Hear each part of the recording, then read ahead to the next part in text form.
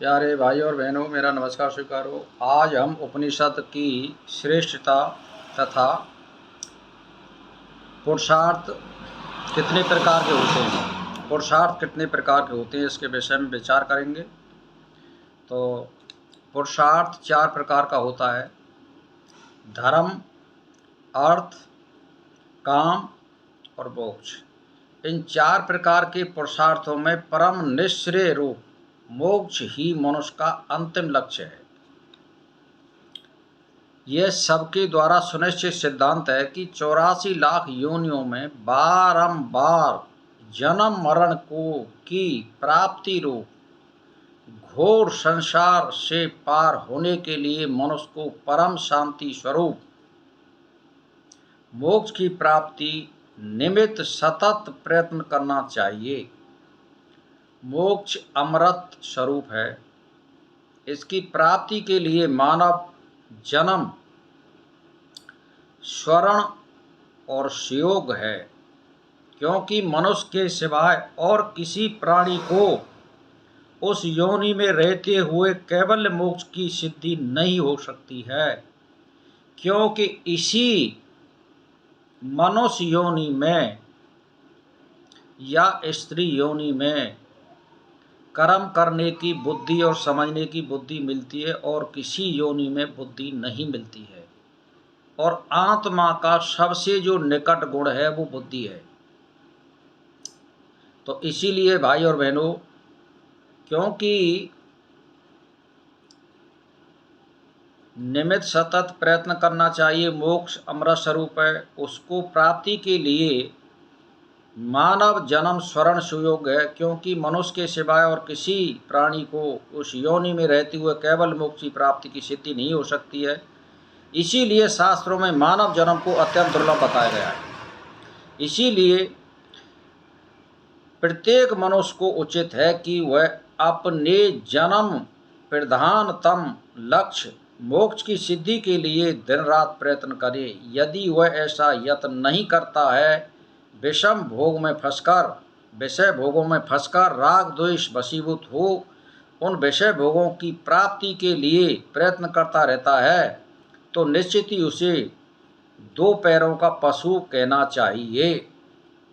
अगर आप मोक्ष के लिए कोशिश नहीं करोगे तो आपको 2 पशु वाला जानवर ही माना जाएगा। आप समझ लो। यदि किसी प्रकार पुरुष यानी पुण्य विशेष परम दुर्लभ मानव जन्म पाकर उसमें भी संपूर्ण श्रुतियों का आधोपांत अनुशीलन करने वाले पुरुष शरीर को पा लेने पर जो मूढ़ चित्त मानव अपनी युक्ति के लिए यानी मुक्ति के लिए प्रयत्न नहीं करता है, वह आत्महत्यारा है। आप समझ लो। अगर आप मुक्ति के लिए प्रयत्न नहीं कर रहे हैं तो वो आत्मा का हत्यारा माना जाएगा। फल की तो बात बहुत छोड़ो, शुभ कर्म की, लेकिन आपके लिए मुक्ति की अगर कोशिश नहीं करोगे तो आत्मा का हत्यारा माना जाएगा। और कर्मों की तो आप बात ही छोड़िए भाई और बहनों। इसीलिए मैं आपसे एक ही बात कहना चाहता हूँ कि वह अनित्य भोगों में फंसे रहने के कारण अपने आप को विनाश के गर्त में गिरा रहा है इत्यादि वचनों के अनुसार मनुष्य अज्ञान के द्वारा अपनी हत्या ही करता है। अंत अपना कल्याण चाहने वाले प्रत्येक पुरुष का कर्तव्य है कि वह श्रवण मात्र सुख देने वाले अनित्य संसार विषय भोगों में ना फंसकर आध्यात्मिक साधनों में संलग्न हो और सदा आत्म तत्व के बोध के लिए प्रयत्नशील बना रहे। इसकी सुरति के द्वारा आत्मज्ञान के लिए श्रवण मनन निधिध्यासन ये 3 साधन बताए गए हैं भाई और बहनों। कौन कौन से? श्रवण का मतलब है ग्रंथ पढ़ना या सुनाना। मनन का मतलब है विचार करना, आगे पीछे की सोचना, मैं कौन हूँ क्या है। तो निधिध्यासन अपने इष्ट का ध्यान करना, ये सब बातें आती हैं। कर्मत प्राप्त हुए लोगों की परीक्षा करके अर्थात उसकी अनित्यता को भली भांति समझकर ब्राह्मण यानी विद्वान उनसे विरक्त हो जाए, क्योंकि कृत अनित्य कर्म से अकृत यानी नित्य आत्म तत्व की प्राप्ति नहीं हो सकती है। यह आत्म ज्ञान के लिए हाथ में समिधा लेकर ब्रह्मनिष्ठ श्रोत्रिय गुरु की शरण में जाए।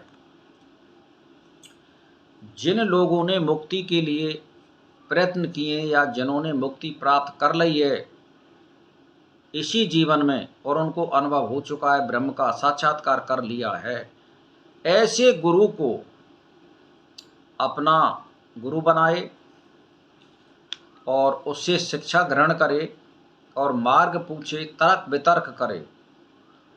तो वेदों के अनुसार उसके यानी वेदों के अनुसार, शास्त्र वचनों के अनुसार ब्रह्मनिष्ठ गुरु की शरण में लेकर उसके समीप रहकर वेदोक्त आत्म तत्व को दंभ अहंकार आदि विकारों से रहित श्रवण करे। वेद के 4 भाग बताए गए हैं, संहिता, ब्राह्मण, आरण्यक और उपनिषद। संहिता आदि भागों में कर्म उपासना मार्गों का उल्लेख हुआ है। उपनिषद में केवल ज्ञान का ही प्रतिपादन है। अतएव उपनिषद विद्या अन्य विद्याओं की अपेक्षा प्रधानतम एवं गौरवमयी है। इसी विद्या को लक्ष्य करके कहा जाता है कि सा विद्या या विमुक्ति यही वास्तविक विद्या है जो मोक्ष दिलाने में सहायक होती है। भाई और बहनों, इसीलिए परा विद्या वह है जिसमें उस अविनाशी ब्रह्म का ज्ञान होता है। इत्यादि श्रुतियों द्वारा इसी को मोक्षदायिनी विद्या, आत्म विद्या, अध्यात्म विद्या, परा विद्या नाम दिए गए हैं।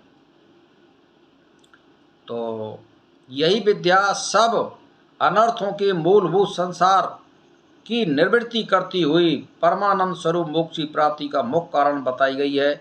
इसीलिए इसे सबसे श्रेष्ठ कहा गया है।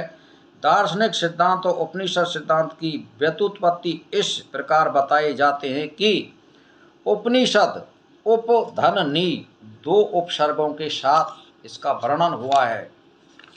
तो इसमें क्या है कि फिर 2 उसकी आज्ञा से गृहस्थ आश्रम प्रवेश करके संतान परंपरा को चालू रखे और उसका उच्छेद ना कर सत्य से कभी नहीं डिगना, धर्म से नहीं डिगना, शुभ कर्मों से कभी नहीं चूकना चाहिए, उन्नति के साधनों में कभी नहीं चूकना चाहिए, वेदों के पढ़ने और पढ़ाने में कभी भूल नहीं करनी चाहिए, देवकार और प्रतिकार की ओर से कभी प्रमाद नहीं करना चाहिए। तुम माता के देह बुद्धि करने वाले बनो, पिता को देव रूप समझने वाले बनो, आचार्य देव बुद्धि रखने वाले बनो, अथित को देव तुल्य समझने वाले बनो। जो निर्दोष कर्म हैं उन्हीं को तुम सेवन करना चाहिए, दूसरों का नहीं। जो कोई भी तुमसे श्रेष्ठ गुरुजन या ब्राह्मण आए उसको तुम्हें आसन आदि के द्वारा सेवा करके विश्राम देना चाहिए, श्रद्धापूर्वक दान देना चाहिए और बिना श्रद्धा के नहीं देना चाहिए, लज्जा संकोच पूर्वक देना चाहिए, भय से देना चाहिए, विवेक पूर्वक देना चाहिए। इसके बाद यदि तुम कर्तव्य का निर्वाह करने में किसी प्रकार की शंका हो अथवा सदाचार के विषय में कोई शंका हो तो वहाँ जो उस उत्तम विचरण वाले ब्राह्मण हों जो कि परमार्थ देने में कुशल हों, कर्म और सदाचार पूर्वक पूर्णतः संलग्न हों, स्निग्ध स्वभाव वाले तथा एकमात्र धर्म के अभिलाषी हों, वे इस प्रकार उन कर्म और आचारों के वार्तालाप करें वैसा ही उनमें तुमको भी वार्तालाप करना चाहिए। यदि किसी दोषों की लांछित और मनुष्यों के साथ वार्तालाप करने में संदेह उत्पन्न हो जाए तो भी जो उन उत्तम विचरण वाले ब्राह्मण हों, विद्वान हों, जो कि परामर्श देने में कुशल हों, कर्म और सदाचार में पूर्णतः संलग्न हों, रूखेपन से रहित और धर्म से अभिलाषी हों, वे उनको साथ वैसा वार्तालाप करते रहें। तुम भी उनके साथ वैसा ही वार्तालाप करें, यह शास्त्र की आज्ञा है। इसीलिए भाई और बहनों, मैं तो एक ही बात कहना चाहता हूँ, अगर अपना कल्याण चाहते हैं तो उपनिषद अंक रूप से जो भी आपको पढ़ने को मिले कोई भी उपनिषद उसका अध्ययन करें या किसी गुरु से उपनिषद का अध्ययन करावें या खुद करें और अपने जीवन को सफल बनाने के लिए मुक्ति की ओर बढ़ें और सबका कल्याण चाहें और खुद भी कल्याणकारी कर्म करते रहें। इसी के साथ मेरा नमस्कार स्वीकार।